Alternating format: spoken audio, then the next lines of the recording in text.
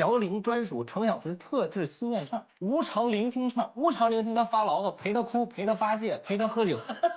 上下班接送券啊，但每个月不超过5次啊！逛街拎包券，后面这个可就累了。那不择反驳券，只要你拿这个，我立刻杀大，祝您万寿无疆。真是有心了，这画的还不如我小学时候画的好。不好意思，你的行李超重了啊，需要医生到旁边整理一下。啊，没吧？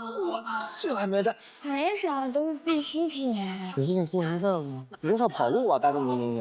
没事，我没啥。这什么呀？弹药袋吗？就别带了。这是我化妆包。不愁啊，淡妆如果总像你不化妆挺好看。这是洗漱吧？那哪有那么脏？你带你洗脸来了。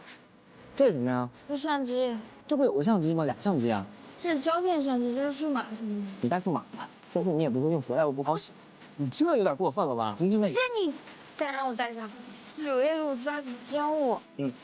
这俩办法，这衣服就别带那么多了，你到时候穿不了律师。我拍照要穿啊。其实我的那块风衫入裤都弄脏了，它付金脏。这颜色不一样，我得。你难道不知道行李超重了交车费可以？关键你花这钱不值当啊，那明明就可以省一点。我已经交过了，直办直寄可以。真靠谱，陆哥！哎，赶紧给我说好拿过来。一点不会持家。